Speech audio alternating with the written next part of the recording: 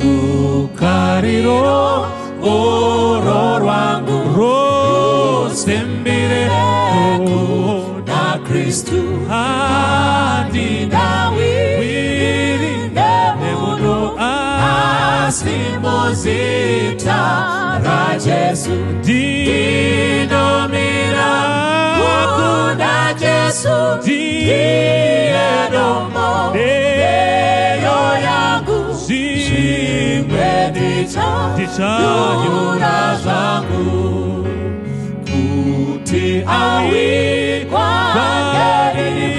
titi zake karira upepo uro yesima ruokora kedobata dinomira kuna Jesu diedomo deyo yangu zimwe dicha yura zangu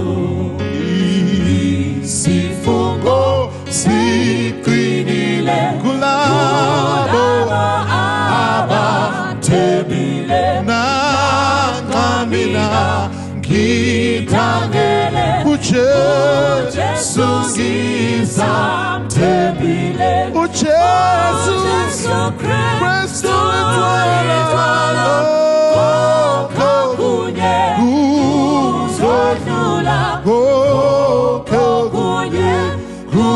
uzodlula kukhala itilongo kuyena ngikhuphukele ngigqokise ngobungcwele esigodlweni yovela uJesu Kristu etwala kokunye kuzodlula kokunye kuzodlula uJesu Kristu etwala kokunye kuzodlula kokunye kuzodlula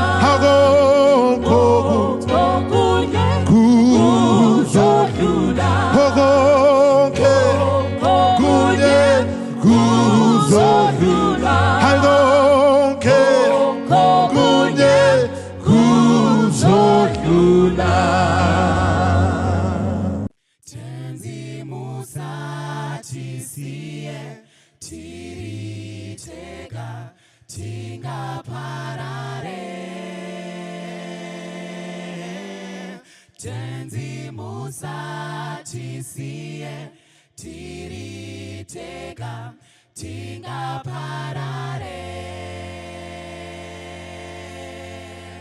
mafungu anobuda mkungwa anoda kutiuraya chiuyai muti ponese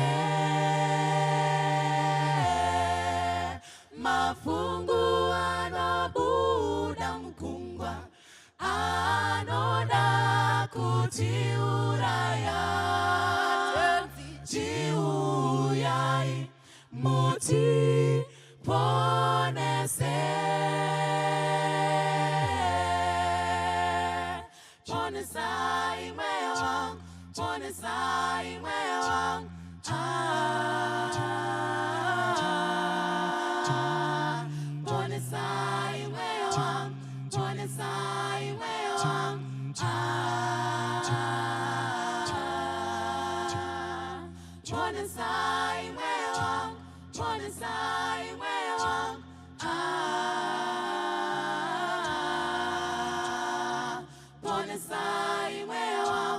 ponesai mewang mafungu anobuda mkungwa anoda kutiuraya chiuyai muti ponese mafungu anobuda mgungwa anoda kutiuraya. Chiuyai mutiponese.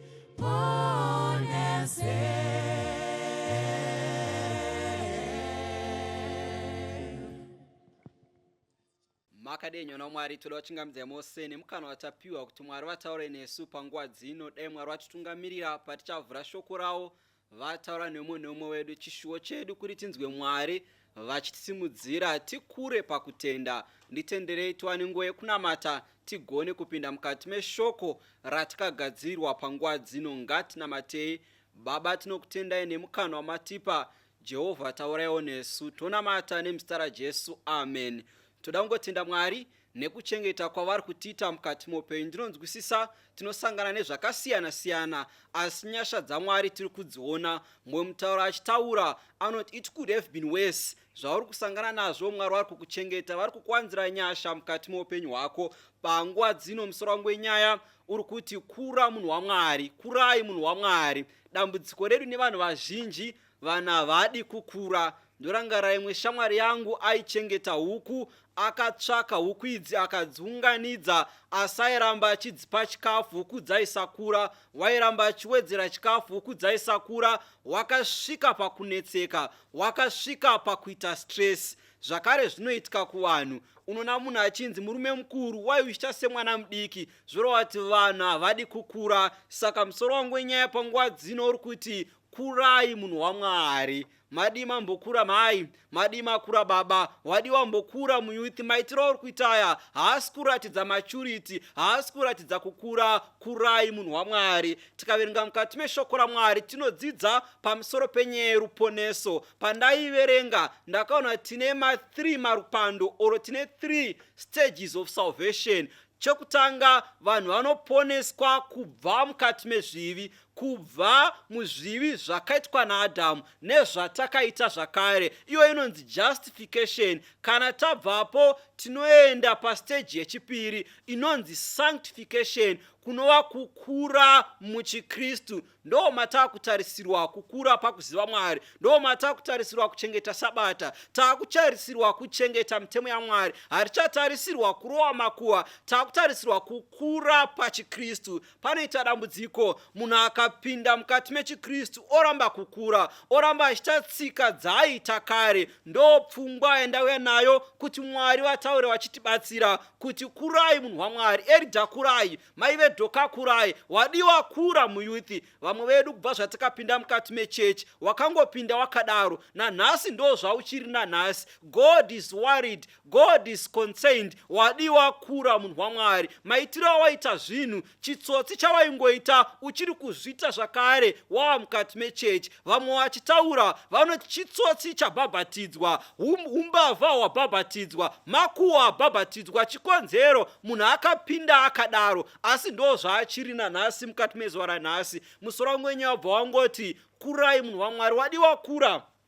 Ngativerenge bhuku raRoma chapter 1 verse 16 na 17. Ndichaverenga pano. Nokuti handinyari pamusoro pevhangeri, nokuti simba raMwari rokuponesa umwe neumwe unotenda. Panapa muapostora Paul achinyora ari kuti vadikani, kana ndirini handina nyadzi pamusoro pevhangeri. Chikonzero, vhangeri simba raMwari rokuponesa. Paul kana ichitaura pfungwa yevhangeri, takadzokera kuna vaRoma chapter 1 verse 1 na verse 2, anoti vhangeri yakavimbiswa kare nemadzibaba edu pamwe chete nevaprofita. Vhangeri kuparidzwa kwaJesu aizouya, aidzikinura vatadzi kubva mukati mechitema. Anotaura naMateo chapter 1 achinzi kana Jesu auya achabvisa vanhu kubva mukati mezvivi. Nditenderei nditi kana Jesu achiponesa vana vaMwari, haaponesere vanhu mukati mezvivi zvavo, asi unovanyurura kubva mukati mechitema. Jesu wandinoziva, kana munhu abviswa muruchiva anobva abviswa zvakare, haazodzokeimo kana asangana nevhangeri. Panapa muapostora Paul achinyora anoti vadikani, hama handinyari pamusoro pevhangeri. Chikonzero, vhangeri simba raMwari rokuponesa. Saka vhangeri simba rinogona kuponesa vatadzi vanetsekana nechitema. Kana vasangana nevhangeri havarambi vakadaro. pounoenda mberi pavhesi ya17. Isatenda pavhesi ya17 anoti vhangeri inoponesa umwe neumwe unotenda. Sekutsanangura kwandaita kumashure, kana munhu agamuchira Jesu mukati meupenyu, wapinda pastage yekutanga inonzi righteousness by faith, taitwa vatsvene nekutenda, tangogashira badzi Jesu takutonzi vakarurama, we are declared righteous. Jesu angoti gamuchira takadaro nokuti tatizira kwaari. Kana zvadaro takuenda pastage number 2 inonzi sanctification, patakutarisirwa kukura pachikristu. Saka pavhesi ya17 yakuti nokuti kururama kwaMwari kwakaratidzwa kunobva pane kumwe kutenda kuchienda pane kumwe kutenda, sezvazvakanyorwa zvichinzi, wakarurama uchararama nokutenda. So munhu aponeswa nenyasha, wangoenda kuna Mwari akati, Mwari ndauya ndiri mutadzi, rangarai nhoroondo yangu izere nekukundikana. Zvakanzi paatizira kuna Mwari, Mwari amugamuchira akadaro, amugamuchira nechimiro chake. Bhaibheri akati Mwari agumira ipapo. Mwari unotora mutadzi, unomunatsa kubva mukati mechitema, wakupinda naye parwendo rwechikristu. Takuenda pamwe chete naMwari, takufambidzana naye, takufamba mukati meshoko rake, takufamba pamitemo yake. Chikonzero, tatanga rwendo naJesu. Zvikanzi kana tatanga rwendo rune vhesi ya17, nokuti mairi vhangeri izhi kururama kwaMwari kunoratidzwa kunobva pane kumwe kutenda tichiendeswa pane kumwe kutenda, sezvazvakanyorwa zvichinzi, vakarurama vanorarama nokutenda. So patatanga rwendo urwu, tatenda muna Jesu akatinatsa kubva mukati mezvivi. Patakuenda mberi pari kunzi vakarurama vachararama nokutenda. Saka potoenda mberi naJesu tiri kutenda maari kuti iye unogona kutipa simba, iye unogona kutiregerera, iye unogona kutibvisa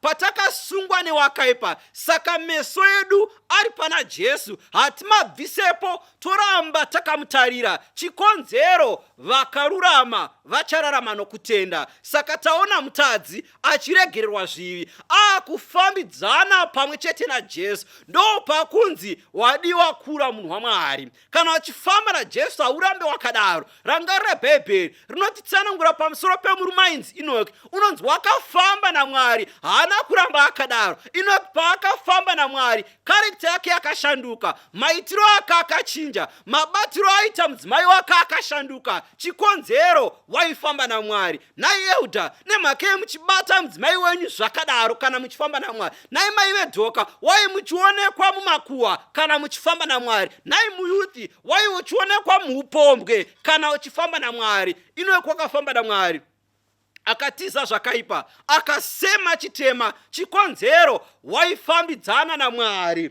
Saka pavhesi ya17 pakunzi vakarurama vacharatidza kururama kwaMwari, vachibva pane kumwe kutenda vachienda pane kumwe kutenda. Zvorevei kana munhu apinda paupenyu hwechikristu, haaramba akamira panzvimbo imwe chete, asi anokura each and every day. Anobva pane kumwe kutenda oramba achienda mberi, oramba achienda mberi kusvika karekta yaMwari yazadzwa mukati make, kusvika umwari hwakuonekwa maari. Chikonzero, uri kufambidzana pamwe chete naMwari. Zvakanzi vakarurama vachararama nokutenda, vachabva pane kumwe kutenda vachienda pane kumwe kutenda, sezvazvakanyorwa zvichinzi, vakarurama vachararama nokutenda. Saka kana zvadaro chii chinoitika? Tochienda zvakare kubhuku raJohani chapter 1 verse 12 inoti kudii? Kuna vose vakamugamuchira wakavapa simba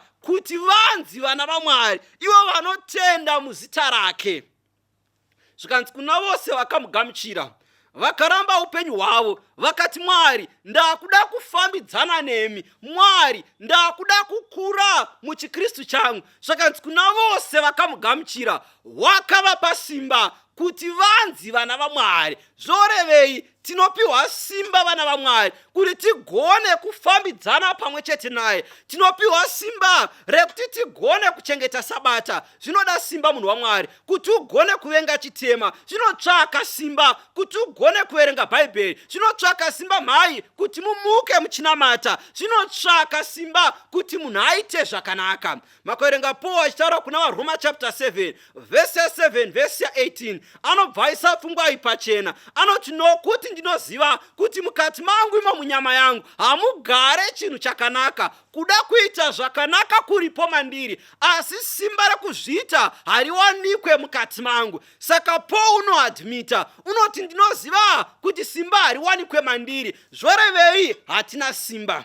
Mwimbi wekwedu achimba anoti muponesi wati hauna masimba. So Mwari unogona kutibatsira badzi kana tagashira kuti hatina simba. Munhu anogamuchira kuti Mwari, handina simba rekusiya zvakaipa, handina simba Mwari rekubuda muaddictions, handina simba Mwari rekuita zvakanaka. Zvakanzi ndo vari kutsvakwa namuponesi. Zvakanzi kana zvadaro, kuna vose vakamugamuchira wakavapa simba kuti vanzi vana vaMwari. Saka simba iri rakaita sei? Simba iri rakakura kusvika papi? Takaenda kubhuku ra 1 Peter chapter 1 verse 4. Naizvozvo wakatipa zvipikirwa zvinokosha kwazvo, kuti nazvo muve vanhu vakagoverwa umwari hwaMwari, matiza kuora panyika nokuchiva. Zvakanzi naizvozvo kana taenda kuna Mwari tapiwa simba. Zvakanzi pane Bhaibheri, kana muchiverenga neversion yechirungu, inoti now we become the partakers of the divine nature. Tagashidzwa umwari hwaMwari. We are now part yeumwari hwaMwari. Tagashidzwa zviri nature yaMwari. Nenzira ipi? Nenzira yekugamushidzwa mweya mutsvene agara mukati mehana dzedu. Saka pakunzi neshoko raMwari tagashidzwa umwari hwaMwari. We are now partakers of the divine nature. Tagoverwa umwari hwaMwari pataenda kwaari. Makaverenga bhuku raJohani richitaura, rinoti unoberekwa nenyama inyama, unoberekwa zvakare nemweya mweya. So munhu paatizira kuna Mwari waberekwa patsva, waberekwa nomweya. Saka kurarama mumweya, he is now a partaker of the divine nature. Tagashidzwa zviri Mwari, tagashidzwa mweya waMwari wakugara mukati medu. Saka natotanga this journey yekufambidzana pamwe chete naMwari. Mwari chaanotanga kuisa nature yake matiri nenzira yekutipa mweya mutsvene, kutibatsira otipa simba tigogona kufambidzana pamwe chete naye. Mwari chaanoziva kuti munhu haana simba. Mwari chaanoziva kuti haugone mudikani. Mwari chaanoziva kuti une maweaknesses. Simba hauna, unozviziva. Chaanotsvaka kuti uadmite, kuti ubvume Mwari kuti handina simba, kuti tigogona kutanga kufambidzana pamwe chete naye. So munhu abvuma kuti haana simba ucharilaya pana Mwari, acharamba achinamata, ucharamba achiverenga shoko raMwari nokuti ahwisisa kuti ndoga handina simba. Zvikanzi kana taenda kuna Mwari tapa this process yesanctification, pandiri kunatswa kubva kuzvivi, pandakapinda muchiKristu ndakapinda ndine havi yechitema, ndakapinda ndichikarira zvakaipa. Kana Mwari akundibatsira this journey, ndakubviswa muchitema, ndakuvenga zvakaipa. Zvandaifarira handichazvifarira, zvandaivenga ndakuzvivenga. Chikonzero, pane simba randapiwa. Kuna vose vakandigamuchira ndakavapa simba kuti vanzi vana vaMwari. So Mwari unotsvaka mudikani kukupa simba. Unozviziva kuti simba hauna, hautogoni. That's why waedza kwenguva refu uchikundikana. Mwari anozviziva mudikani kuti simba hauna. Ari kudana vatadzi vasina simba, vakaita saRegioni, vakaita saMaria Magadharina. Unovadana vose, simba havana, asi unovadana vakadaro. Unotsvaka kutipa simba. Saka Paul achinyora anohwisisa kwaakabviswa naMwari. Anoti ndaiuraya maKristu, munozviziva. Nekuda kwaizvozvo handinyari pamusoro pevhangeri. Chikonzero, vhangeri simba raMwari ndo rakandibvisa muchitema, rakandinyurura kubva muchitema. That's why makundiona ndakadai. Kune vhangeri simba raMwari rinogona kuporesa vatadzi. So pastage yekutanga munhu aregererwa zvitema, apinda muupenyu hwechikristu. Paapinda muupenyu hwechikristu, Mwari watanga nekumugashidza Mweya Mutsvene kuti agogona kurarama upenyu hwaMwari. Are now a partaker of the divine nature according to 2 Peter chapter 1 verse 3 na 4. So paakuenda mberi wakufambiswa naMweya Mutsvene, ndiye akumugonesa kufadza Mwari, wakuisa chidiso maari chekutsvaka Mwari nguva dzose, nekuti washandurwa chimiro, wapiwa simba rekugona kufadza Mwari. So kana munhu atanga parwendo urwu, vazhinji vanoita dambudziko, vanoti nhai Mwari, zvandakabhabhatidzwa wani, ndakatanga this journey nemi Mwari, wai ndichiri kuramba ndichiwira mukati mechitema. Nhai Mwari, kana ndakanga ndichiri kufamba nemi Mwari, waiziti ndiri kukurirwa nezvakaipa. Mwari anoti kudii? Hande kuna Proverbs chapter 24 verse 16, nokuti munhu akarurama unga kanomwe achimuka zvake. Panapo Bhaibheri rakutsanangura rinoti kana munhu aruramiswa, paagamuchira Jesu samuponesi, kana atanga kufambidzana naMwari, pane mikana yekuwa. Asi kana awa munhu waMwari usaramba wakagara pasi. Kana munhu apinda mukati mechechi, pane mukana wekuwira mukati mechitema. Asi kana wawira mukati mechitema munhu waMwari, haikona kuramba wakagara. Kana wawisirwa pasi naSatani, usaramba wakagara pasi, simuka munhu waMwari. So zvaitika panguva yehondo, vanotaura vachitaura, kana munhu asvutwa nebara, waisaramba wakazvambarara pasi, asi wairamba achitiza neupenyu hwake, wairamba achimhanya chikonzero, ari kutsvaka kuponeswa. Saka nesuwo zvakare vana vaMwari, patiri parwendo nechitema, pamwe wakaipa unotishudha nemabara ake, towira pasi nekuda kweupombwe, unotishudha nemabara ake, towira pasi nekuda kwezvakaipa. Asi usaramba wakarara munhu waMwari, simuka ufambe. Hongu anotaura zvakaipa nezvawakaita, simuka ufambe munhu waMwari. Zvakanzi pane shoko raMwari, wakarurama unotowa hawe kamwe chete, zvakanzi unogona kutowa kanomwe. Makaverenga zvakare Bhaibheri renyu, rinokuburitsai pfungwa pachena kuti namba 7 mukati meBhaibheri iri kungoreva completeness. Saka pari kunzi wakarurama uchawa kanomwe, achawa kusvika agutsikana kuti handina simba. So morangarira Peter anoti achiona Jesu achifamba pamusoro pemvura, anofadzwa nazvo, oti chitonditenderai Jesu ndigofambawo pamusoro pemvura. Zvikanzi Jesu akapindura akati, ungauya zvako Petro. Petro akasimuka akabuda mukati mebhoti akatanga kufamba pamusoro pemvura. Saka zvisati zvaonekwa zvakaonekwa, Petro achifamba ari pamusoro pemvura. Paakanga akatarira pana Jesu, wairamba achifamba. Paakaramba akatarira pana Jesu, wakaramba achifamba pamusoro pemvura. Asi Petro paakatarira kusaidi, paakaona vadzidzi vasara mukati mebhoti, ndichini majina, vakatanga kukuza Petro. Vakati, Petro wakapenga, hakuna akaita sewe Petro. Petro akava nekuzvikudza, wakabvisa attention pana Jesu, akatarira kusaidi.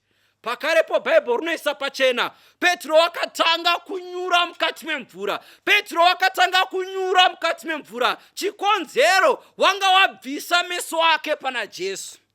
Saka vatanga kufambidzana pamwe chete naJesu, vari pastage yesanctification, vari kufamba pamwe chete naye. Zvinotsvaka vana vaMwari kuti tirambe takatarira pana Jesu, tigoramba tichikurira chitema. Saka muKristu paanobvisa meso ake pana Jesu, anowira mukati mechitema. Paanobvisa meso ake pana Jesu, anowisirwa pasi newakaipa. Asi dai angaramba akatarira paari, aramba akaisa meso ake pana Jesu, wairamba achikurira, oramba achikurira chikonzero ari kukundiswa naJesu. Saka waikana munhu atendeuka achiwa, wabvisa meso pana Jesu. Saka zvinotogoneka kuti kana munhu apa upenyu hwake kuna Jesu, arege kuwa. Chikonzero anenge aramba akatarira pana Jesu, aramba akatarira paBhaibheri, waramba akatarira pamunamato. Saka simba anoramba achiriwana, anoramba achikurira chitema nenzira dzose, atarisa pana Jesu.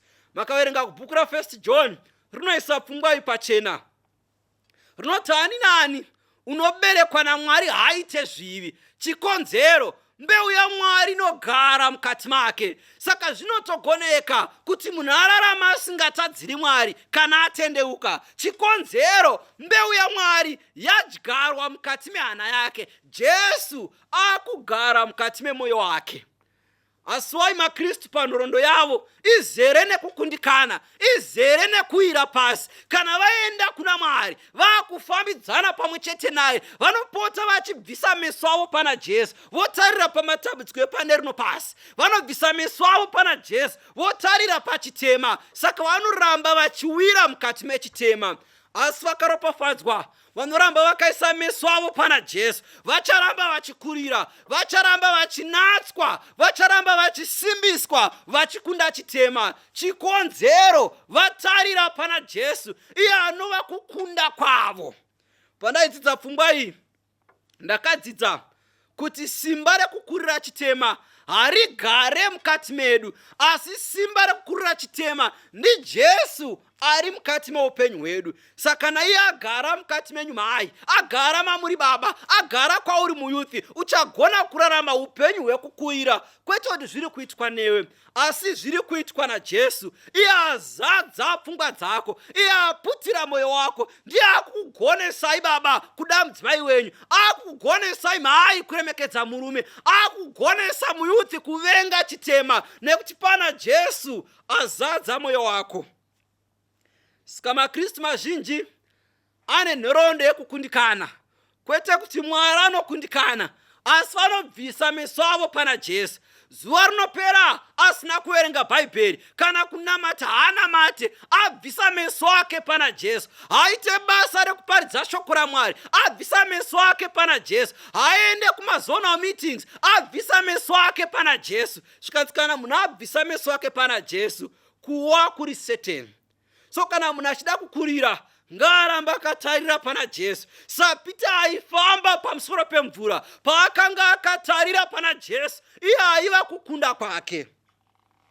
Ngatimanye mukati meshoko raMwari. Takaenda kuna 2 Peter chapter 3 verse 18. Inoti, but grow in grace and in the knowledge of our Lord Jesus Savior, Jesus Christ. Zvikanzi pane shoko raMwari kuna 2 Peter chapter 3 verse 18. Pakunzi grow in grace, ndi Mwari ari kutaura. Mwari unovenga maKristu asingakuri. Saka ari kuti kurai munyasha, kurai mukuziva Mwari. Ndo zvinotsvakwa naMwari. Kana Mwari akatarira Eridha, ari kuti Eridha kurai. Kana Mwari akatarira muyuthi, ari kuti muyuthi kura pakuziva Mwari. Zvikati panapo pana Galatians chapter 4 verse 9. Vana vangu vadoko, vandinotamburira zvekubereka, kusvikira Kristu aumbwa mukati menyu. Zvikanzi until Christ is fully formed in you. Ari kuti chandakatamburira kuti Kristu aumbwe mukati menyu, chandakararira nezvara kuti Kristu aonekwe mamuri, chandakatamburira ndichiparidza kuti Kristu azadzwe mukati memwoyo yenyu. Kana Kristu agara matiri, tichaita mabasa emutsa. Kana Kristu agara matiri, tichagara tiri paBhaibheri. Kana Kristu agara matiri, tichafarira kunamata. Kana Kristu agara matiri, tichavenga chitema. Zvikati panapo chidiso changu is that Christ must be fully formed in you. Ngaawanikwe mukati menyu mai, ngaawanikwe mukati menyu baba, ngaawanikwe mukati mako kuti ugone kufadza Mwari.